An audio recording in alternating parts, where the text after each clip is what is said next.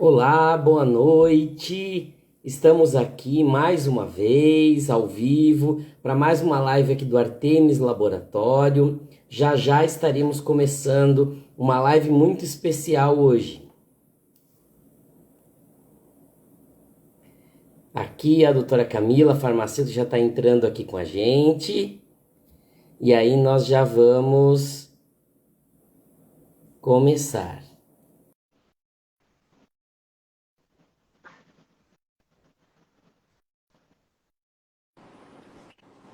Boa noite. Olá, Camila, boa noite, tudo bem?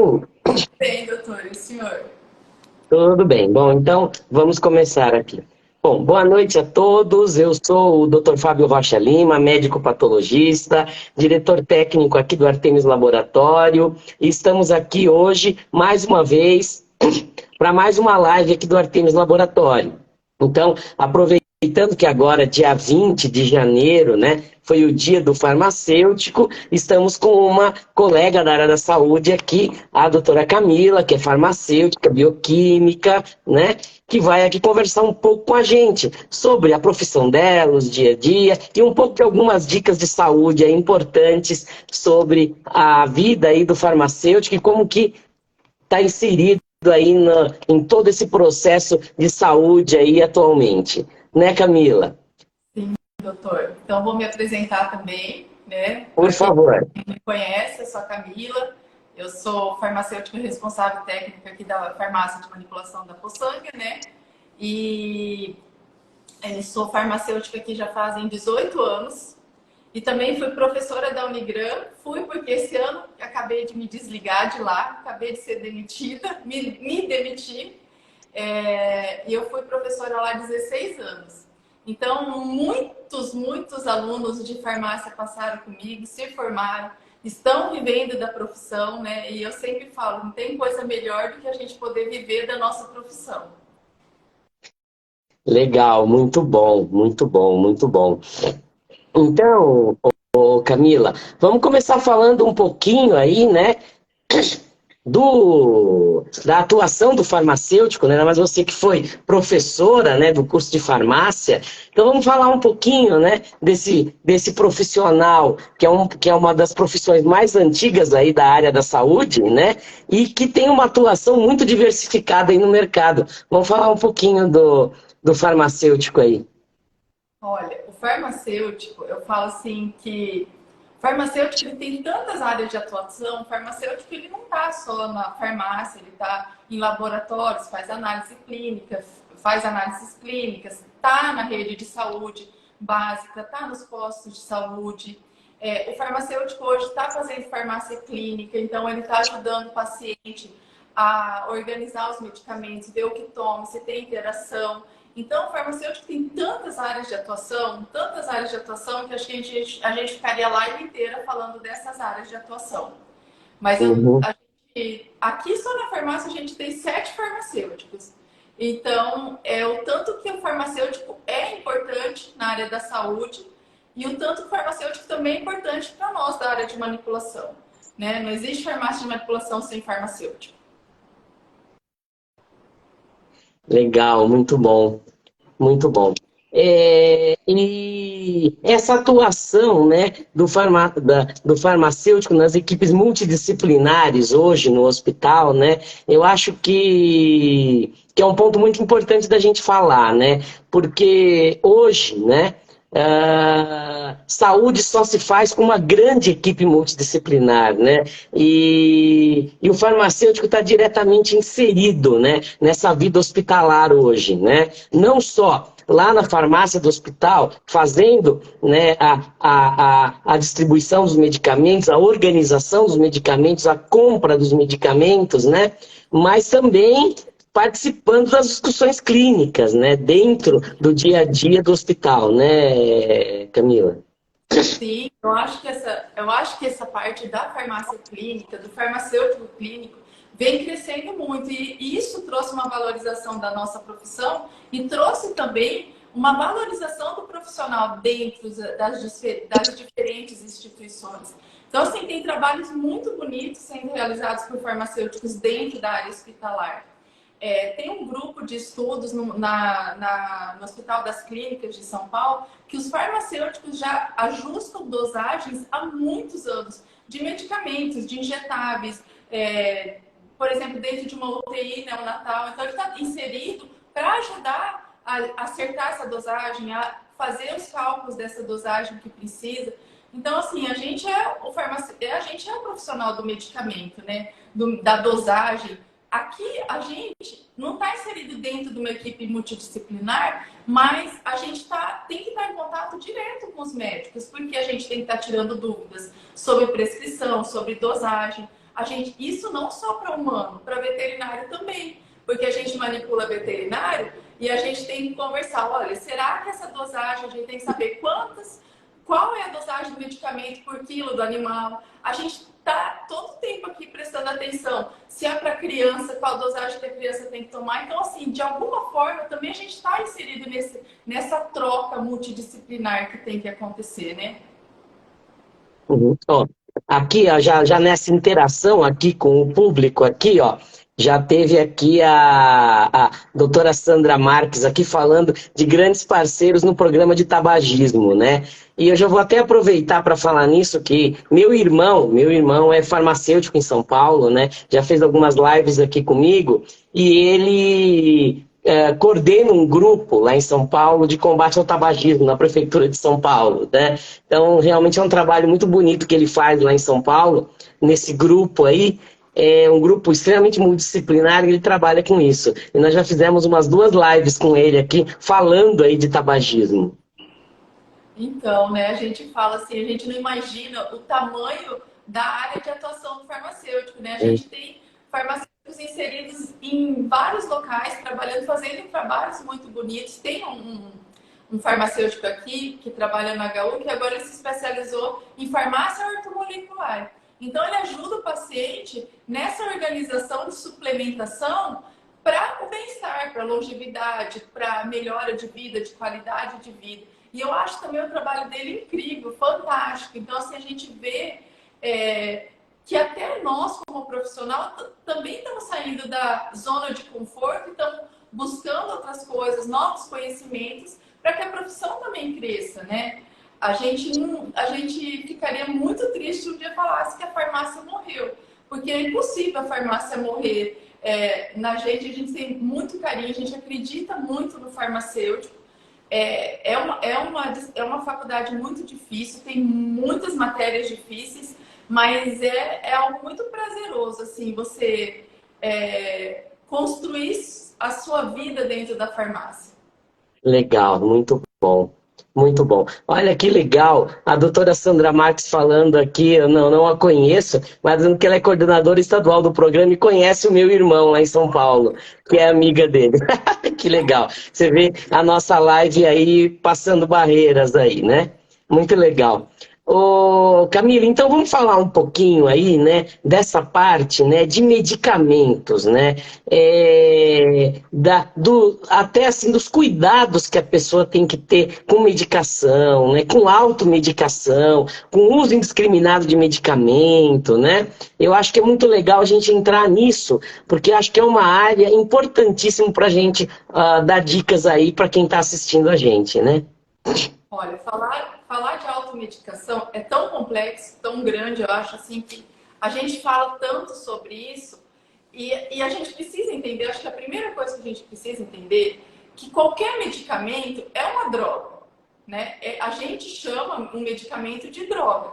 Então, a gente tem que entender que qualquer droga, ela vai ter uma ação sistêmica no nosso organismo. Então, a gente tem que pensar, quando a gente faz uso do medicamento, que até uma simples dipirona, né, não pode não ser tão simples assim.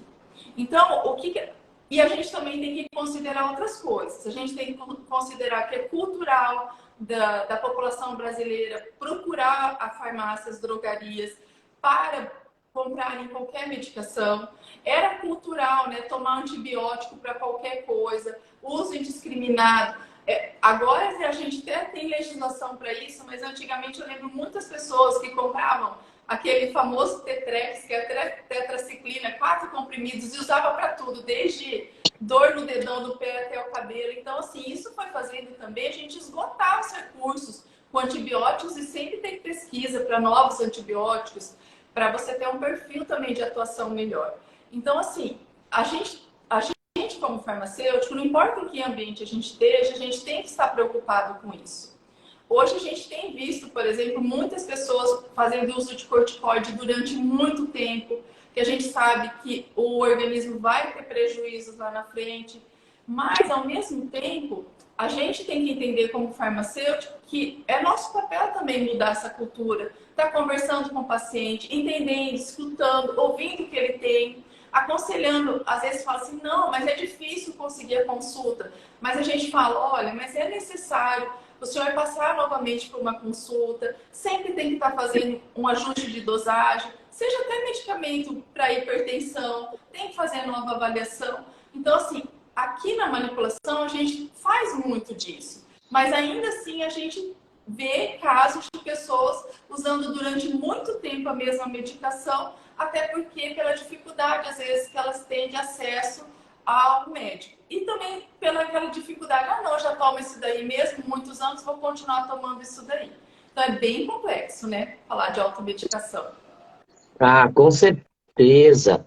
E a gente que trabalha aí com diagnóstico laboratorial já há mais de 20 anos, né? A gente vê situações aí complicadas de uso errado de medicação, de efeito colateral de medicamento, né? De vários problemas que tem, e às vezes até de medicações que são consideradas pela população como medicações bobas, né? Então, você vê aí farmacodemias complicadas, né? Reações medicamentosas complicadas, até mesmo anemias aplásticas, quer dizer, aí, pessoas que têm atrofia da total da medula óssea por um uso de uma medicação, às vezes, tranquila, e aí a pessoa tem problemas gravíssimos aí, né? Fez Então lembrar? realmente, essa consciência é muito importante.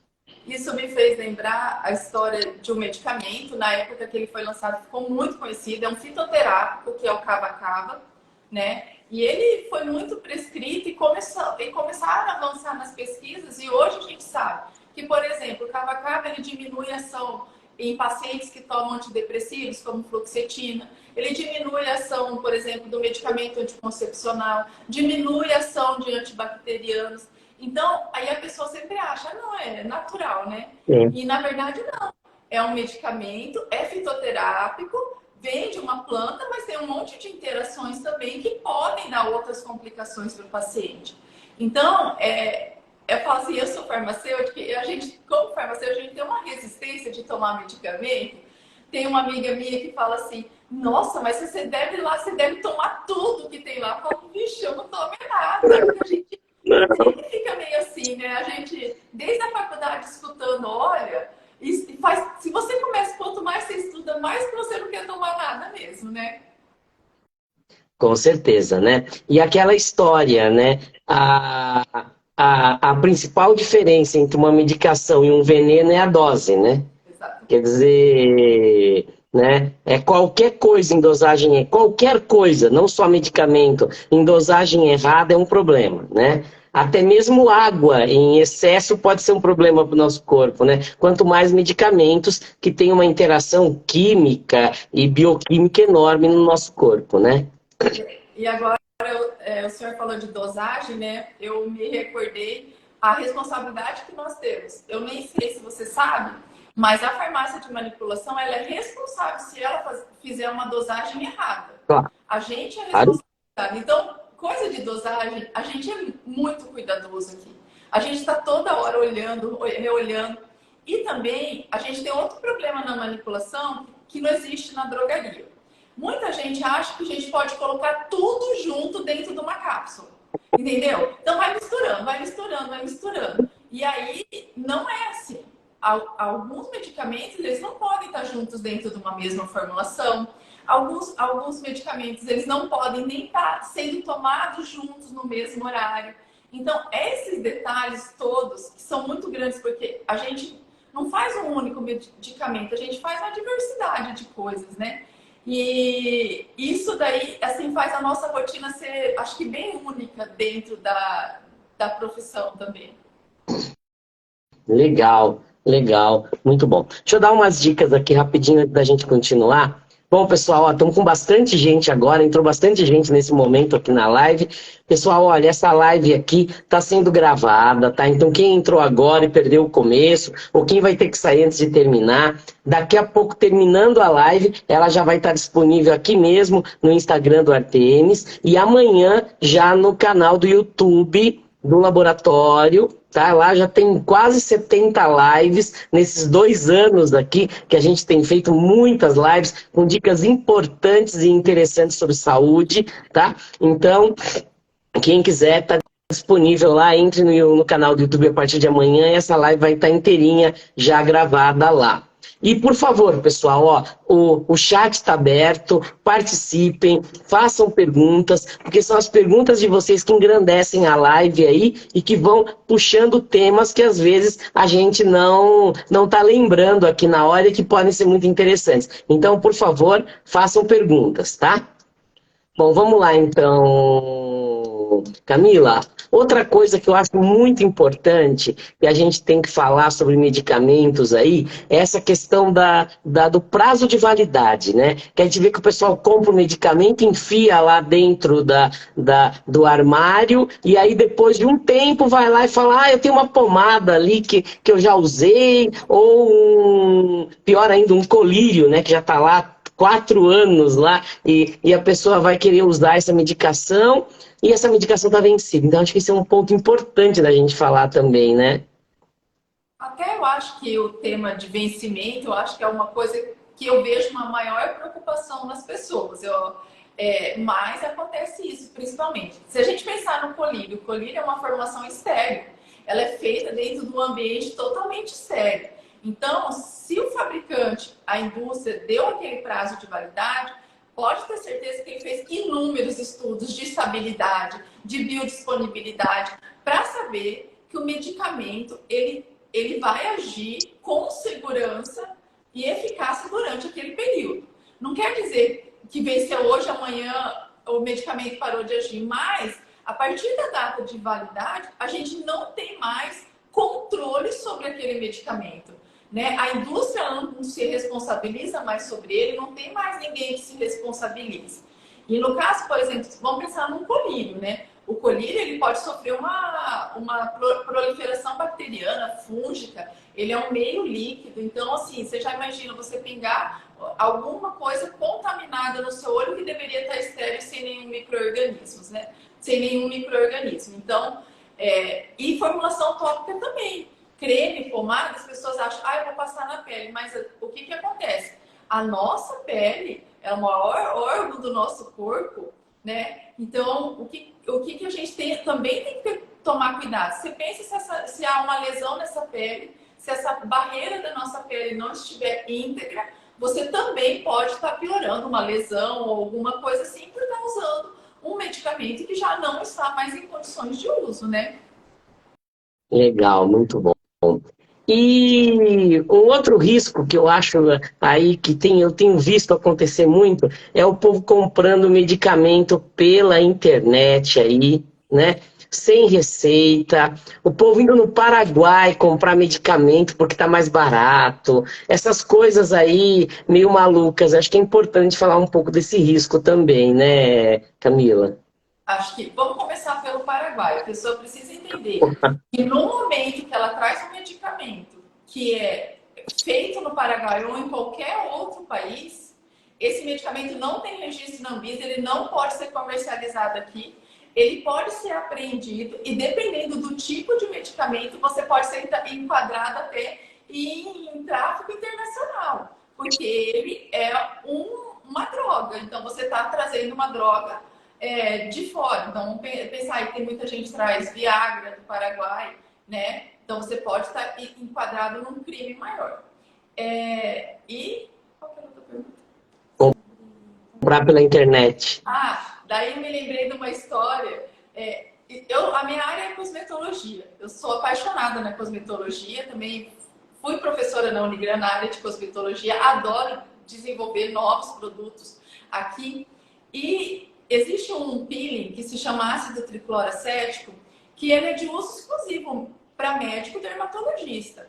Ele é um peeling de ação média, né? Ele destrói a camada da epiderme. E dentro da área de estética, ocorrem muitos outros casos, porque a pessoa acha que a estética, qualquer um pode fazer um procedimento, qualquer um pode comprar um produto.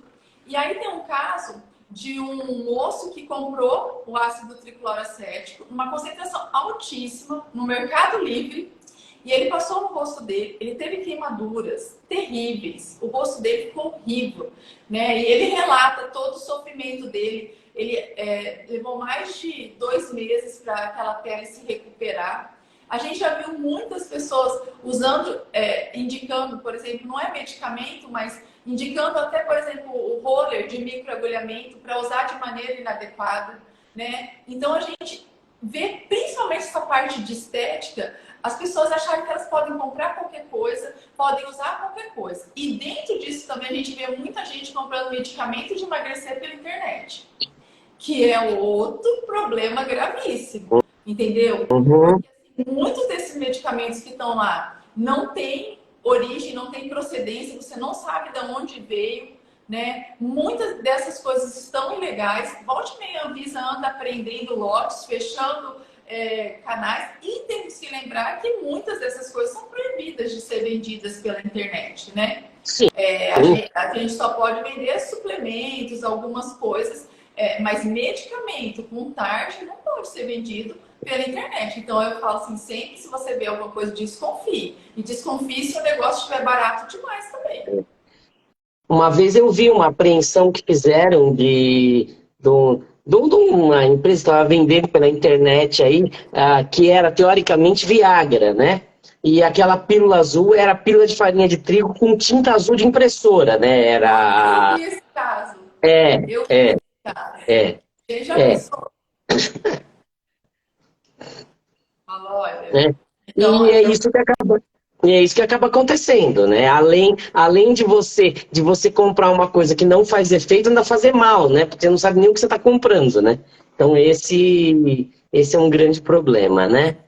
olha, minha área Bom, é manipulação, mas assim, eu falo que se qualquer pessoa pudesse conhecer uma indústria de medicamento e pudesse compreender o tão complexo que é, tanto cuidado que tem em cada etapa, a parte de controle de qualidade, de você ficar dosando o que tem ali, é muita responsabilidade. A gente tem uma legislação muito dura para ser cumprida, né? E assim, as empresas cumprem, porque ninguém quer fazer nada errado ou não quer que a sua empresa esteja fora de alguma legislação. Então, assim, se você vê alguma coisa muito barata fora, você pode ter alguma coisa errada, não é verdade? Porque com certeza. é dentro dos padrões que são exigidos.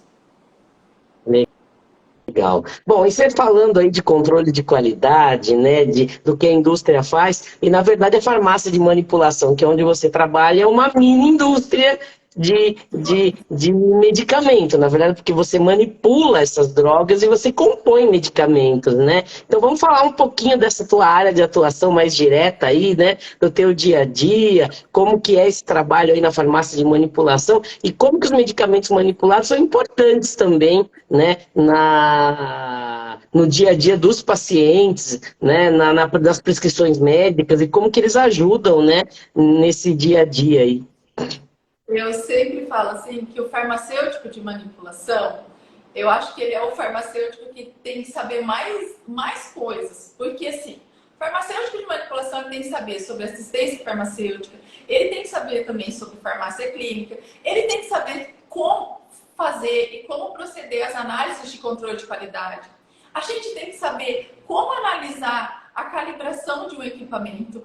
A gente tem que saber como que eu tenho que fazer essa formulação, se ela vai dar certo com isso, com aquilo, em que veículo, de que forma. Então, assim, eu falo que a gente tem que saber de farmacologia, farmacognosia, controle de qualidade, botânica. A gente tem que saber de um complexo. Tanto é que eu brinco que, né, que eu falo assim, meu Deus, será que eu não vou conseguir me aposentar? Porque os alunos querem fugir da farmácia de manipulação por tamanha complexidade. Mas a nossa rotina, apesar de tudo, eu amo o que eu faço. A gente, aqui na farmácia hoje, nós somos 7 farmacêuticos, né? Então, assim, cada um atuando em uma parte. Então, tem a farmacêutica que está com a gente, que vai iniciar um trabalho de visita médica, tem a farmacêutica que é do atendimento, as do atendimento, tem mais de uma, tem eu que sou mais voltada para o laboratório, tem a outra que fica dentro do laboratório. Então, assim, a gente tem que controlar todas as etapas. Eu falo, eu sou a louca da conferência, do controle, a gente tem que ter controle antes de entrar, antes de sair. A gente faz controle de qualidade em todo o processo. Então, eu vou fazer um creme. Esse creme, ele tem que passar por uma série de etapas para você garantir que está sendo pesado tudo certo, que você está sendo visto tudo certo. A gente faz verificação de pH. Então, assim, é muito complexo. As cápsulas, todas as cápsulas, quando são terminadas, passam por um controle de qualidade. A gente pesa, analisa se o teor está correto, se a quantidade que tem de pó dentro da cápsula está certa. A gente, além disso, tem um controle de qualidade externo. Todo mês a gente envia amostras do que a gente faz aqui para fora, para serem analisados, para ver se está tudo batendo, tudo dentro. Então, assim, dentro de processos, eu falo assim, nós temos hoje na farmácia, sei lá, acho que mais de 200 POPs. Então, o procedimento é com a gente mesmo. A gente tem muitos procedimentos, porque imagina a responsabilidade que a gente tem, né? É manipulação, são pessoas que estão preparando esse medicamento. Nós hoje somos 70 funcionários aqui. Então, são muitos. E cada um tem que exercer a sua atividade, a sua tarefa com perfeição. Porque aquele medicamento alguma pessoa vai tomar. Seja ela criança, seja um idoso, seja uma pessoa saudável, seja... É muita responsabilidade. A gente não pode errar, né? Então, a farmácia de manipulação tem umas características diferentes. O que eu acho incrível da farmácia de manipulação é o fato da gente poder personalizar e ajudar alguém dentro daquele tratamento. Eu tenho uma história bem interessante de uma mãe, o filho dela tem autismo, e ela nos procurou porque ele não conseguia escovar o dente, ele não se adaptava ao sabor de nenhuma pasta. E a gente fez uma pasta de dente de sabor de chocolate, lembrando um brigadeiro, para ver se ele tinha uma maior adaptação. Né? A mãe chorou comigo, eu chorei junto com ela, porque ela falou que ela nunca recebeu um atendimento assim. E, na verdade, essa coisa da personalização, da gente pensar que a gente pode fazer alguma coisa para você, eu acho que é o fundamental da farmácia. Hoje a gente faz xarope sem açúcar, sem nenhum corante, sem nenhum adoçante, sem nenhum sabor artificial. A farmácia de manipulação consegue atender. Então, assim, eu falo assim, é um universo muito incrível trabalhar em manipulação. Até convido você para conhecer o nosso trabalho. Legal, muito, muito bom. E essa questão, né, da personalização, né, é o caminho atual, né? Você vê hoje, até mesmo, se você for ver o nome, né, lá do nosso laboratório, que a gente trabalha com anatomia patológica, análise clínica e medicina personalizada. Porque hoje, né, o diagnóstico das doenças, e hoje a gente fala do câncer como um modelo disso, né? Porque o meu trabalho no dia a dia, na patologia, é muito relacionado ao diagnóstico de câncer. E antigamente você dava o diagnóstico de câncer de mama e acabou. O problema era câncer de mama, tratava câncer de mama igual câncer de mama em todo mundo. Hoje você sabe que a célula do câncer de mama é diferente de uma pessoa para outra e o organismo da pessoa reage diferente de um para outro, né? E hoje, então, existe uma gama de exames de biologia molecular que a gente faz para poder ter genéticos, para poder dizer que tipo de célula específica que aquele paciente tem, porque ele vai ter um tratamento totalmente diferente do outro paciente com câncer de mama, né? E essa personalização do tratamento da pessoa, né, está diretamente relacionada a isso, né? E aí hoje, então, você tem a personalização do tratamento, a personalização do próprio medicamento que você está falando, né? Um mesmo xarope que pode ser tomado por uma pessoa com açúcar, o outro paciente não pode tomar com aquilo lá, né? Então, isso é muito, muito interessante, né, Camila? Olha, eu falo assim, cada um é um indivíduo.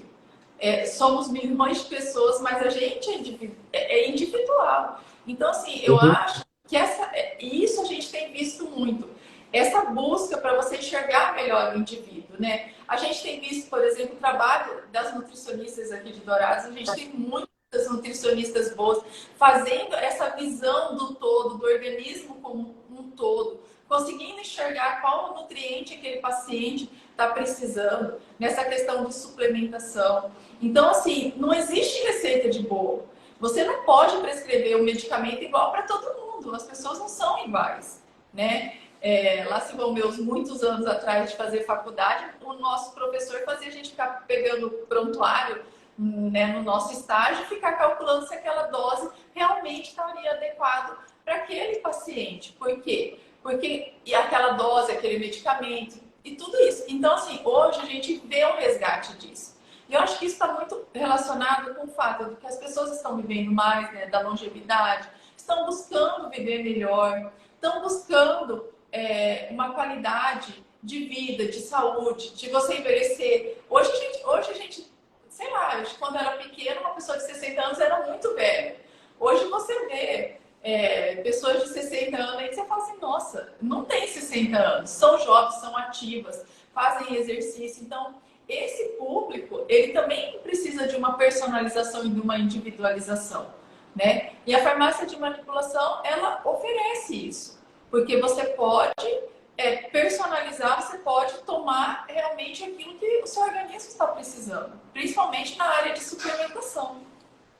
E o suplemento é uma coisa muito interessante também da gente falar, né? Porque o pessoal também acha que suplemento né? Suplemento, vitamina, proteína, não faz mal, né? Pode tomar à vontade de qualquer jeito, né?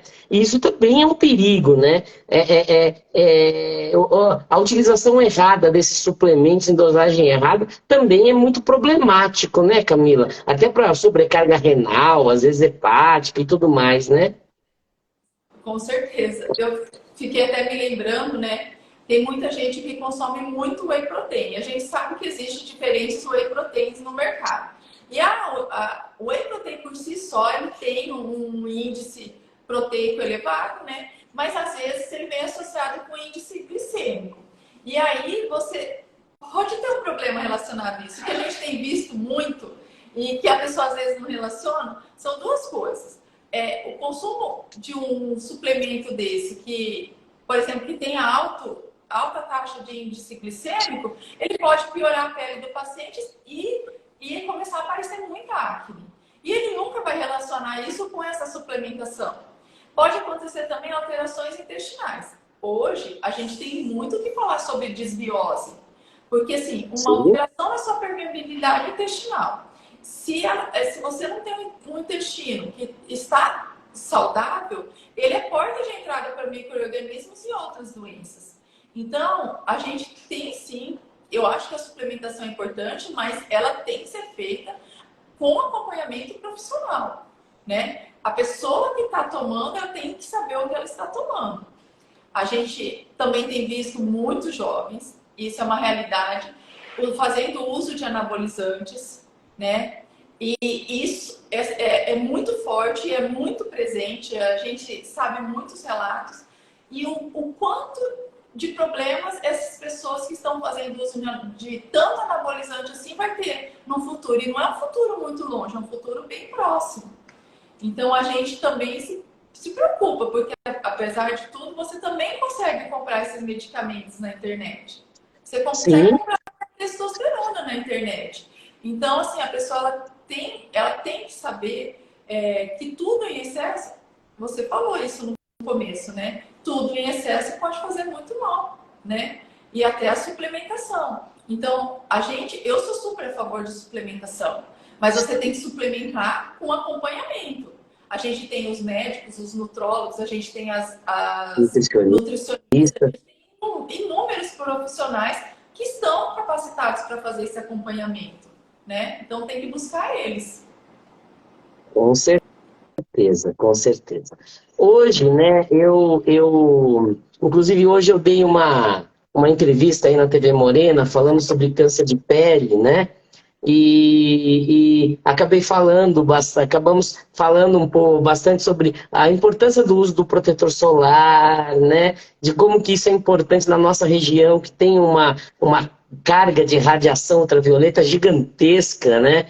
E acho legal, né? Falar um pouquinho também dessa importância disso, né? De como que o filtro solar funciona, a importância de usar o filtro solar, né? E até de alguns mitos e mentiras que tem aí relacionado com isso daí, né, Camila?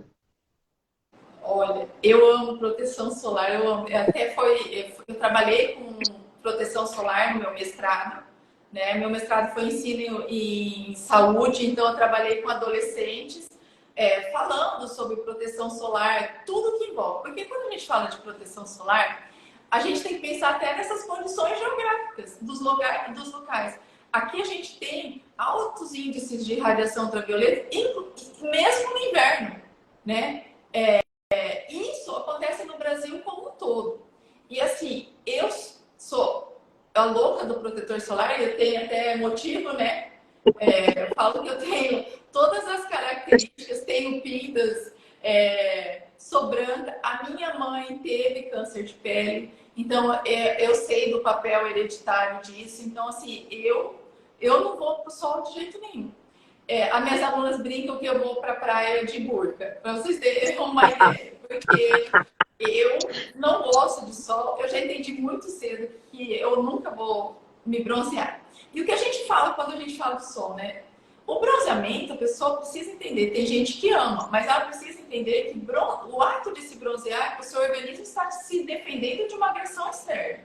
Então, toda vez que você se bronzeia, esse organismo está tentando se defender de um agente agressor que é invisível, ninguém vê, ninguém sabe, né? Fácil você entender isso. Muitas vezes a pessoa fica exposta, ou às vezes está até num lugar coberto, mas você tem a reflexão da radiação, ela se queima, ela nem sente, ela vai sentir depois.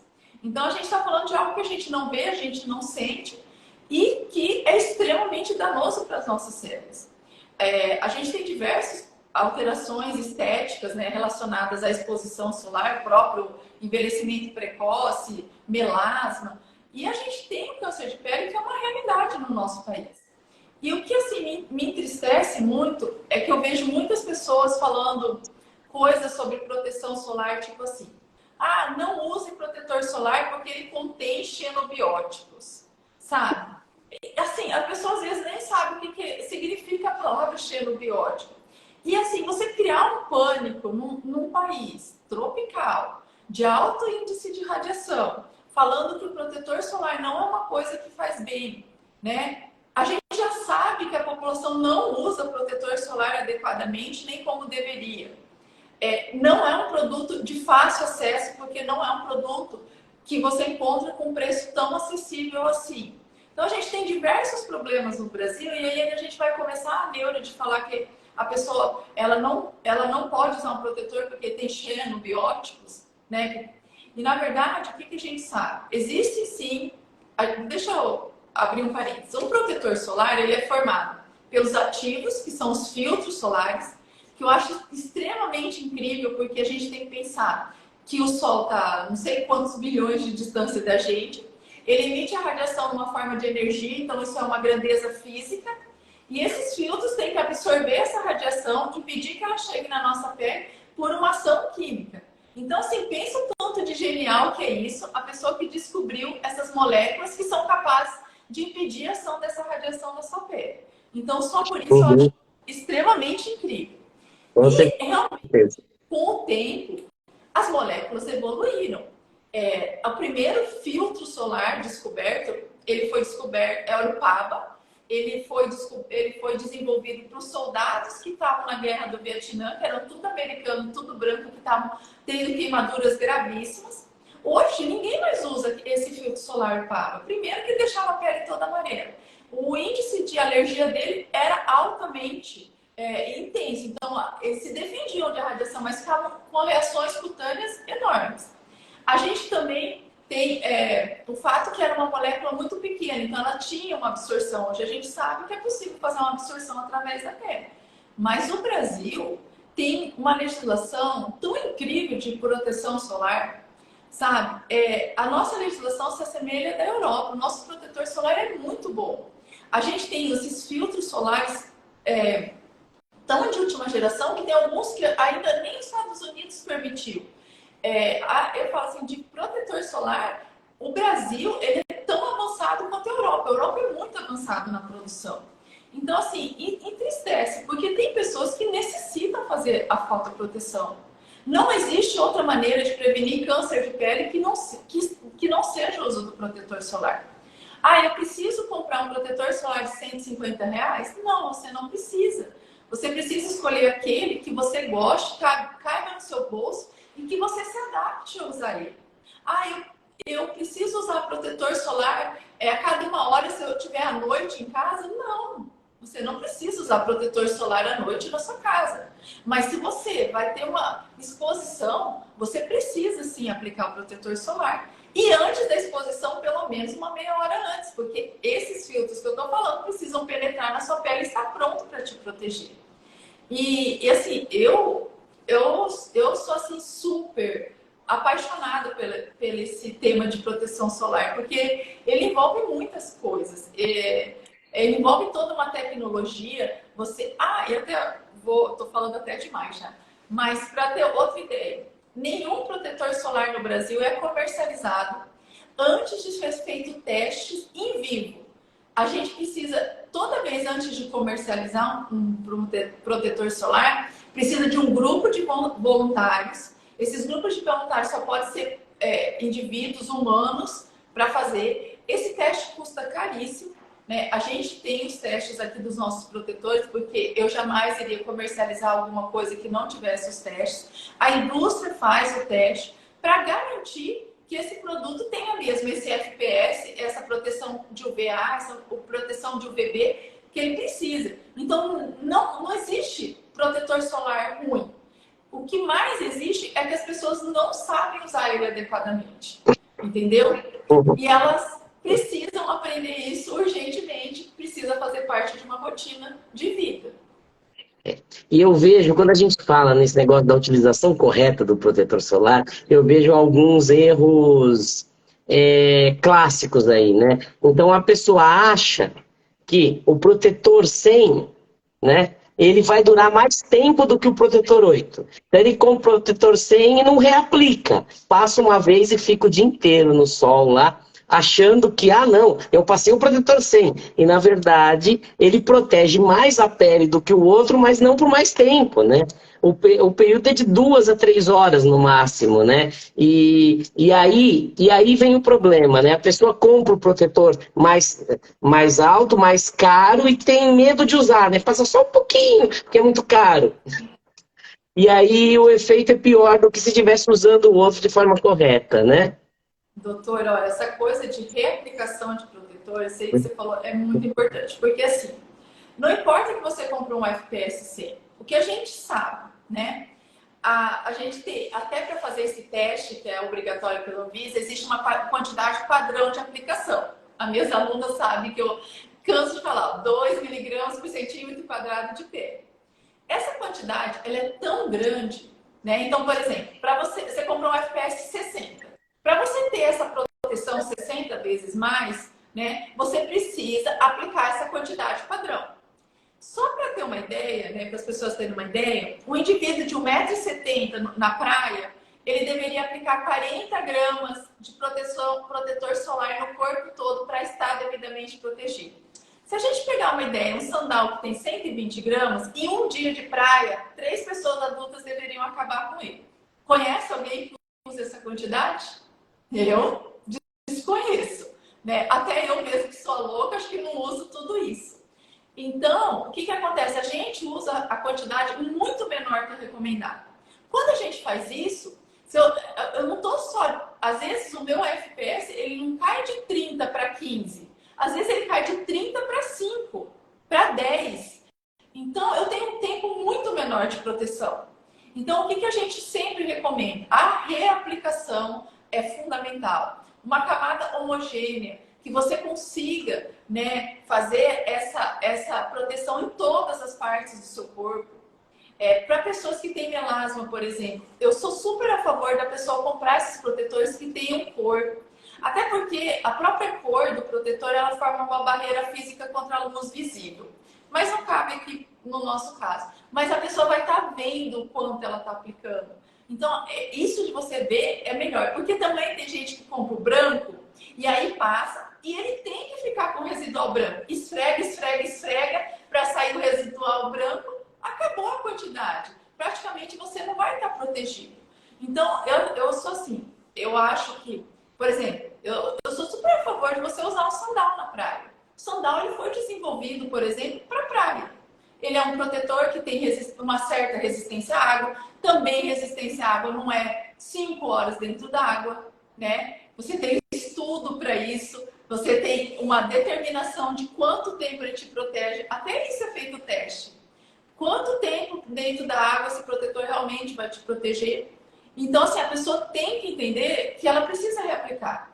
E às vezes, dependendo do tom de pele, né? Eu sou muito branca, mas a maioria dos fototipos de pele no Brasil é em torno de 3.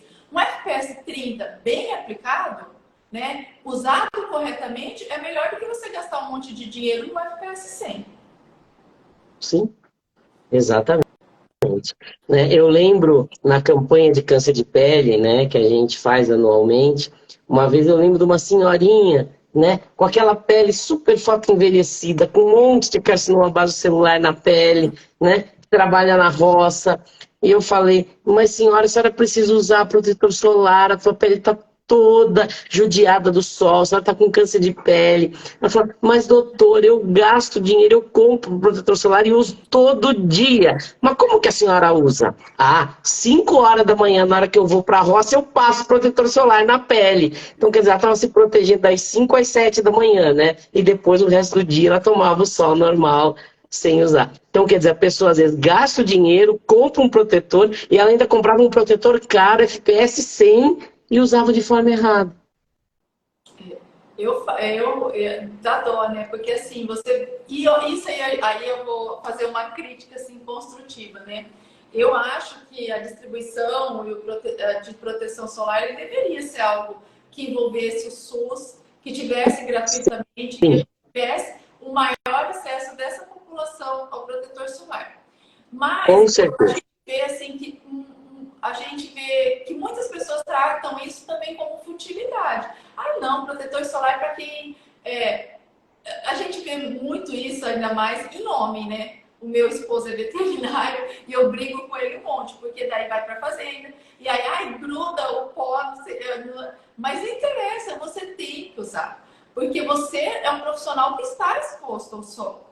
E você é um profissional que gera riscos e pode gerar danos para sua pele. E a gente vê assim, hoje eu acho que eu vejo as mulheres, elas buscam, muitas estão usando. A gente vê que os homens ainda não se cuidam tanto nessa coisa da pele, né? E isso também tem que mudar, porque é relativo à saúde. Mas a gente vê que muitas pessoas também não sabem explicar a maneira simples de você usar um protetor solar, né? E reaplicação, assim, se eu pudesse falar, reaplique seu protetor solar. Essa é a recomendação mais importante que tem que ter, né? Se você estiver numa praia, você reaplique. Se você estiver na piscina, você reaplique a cada, no mínimo, 2 horas. Se você considerar todos esses aspectos que a gente fala.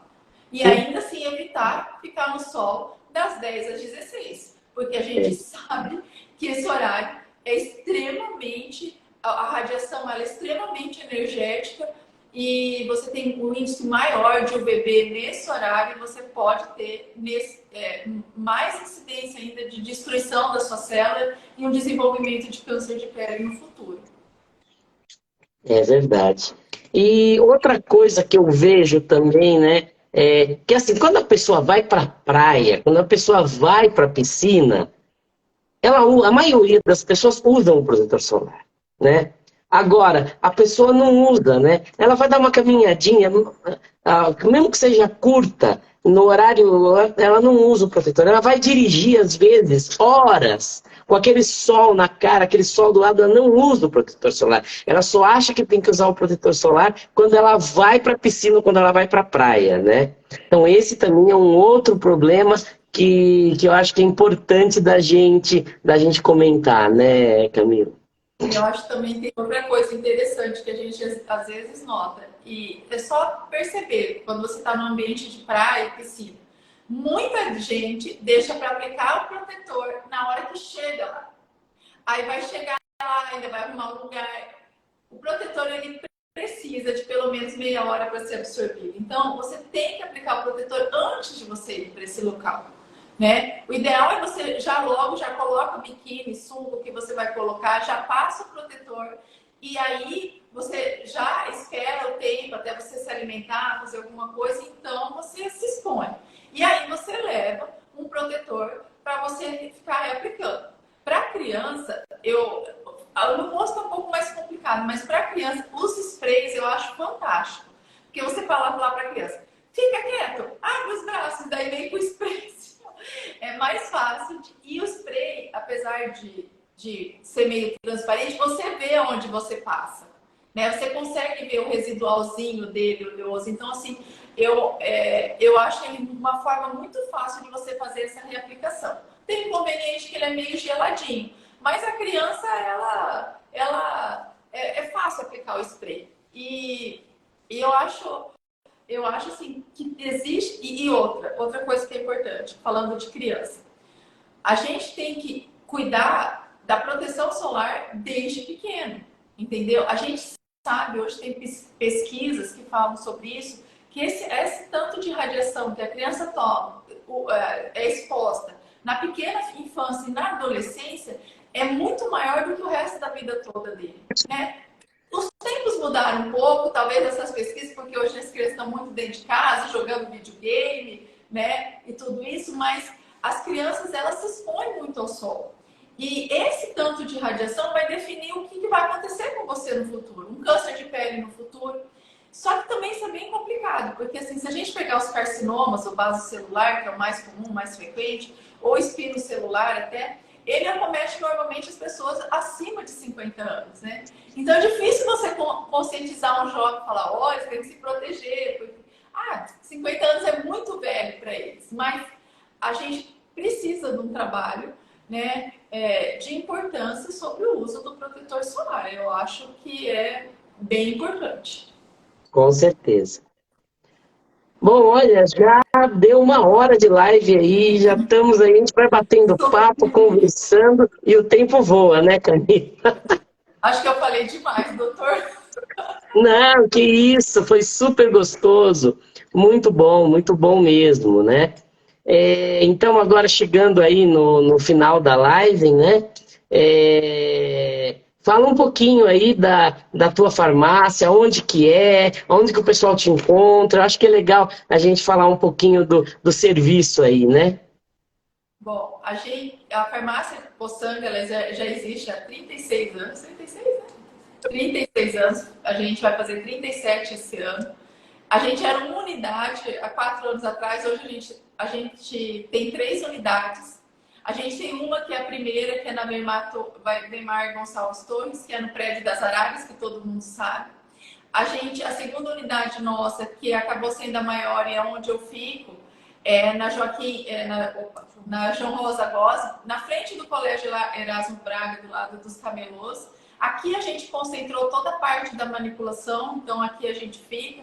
Tem a farmacêutica, que é a Fran, também no atendimento.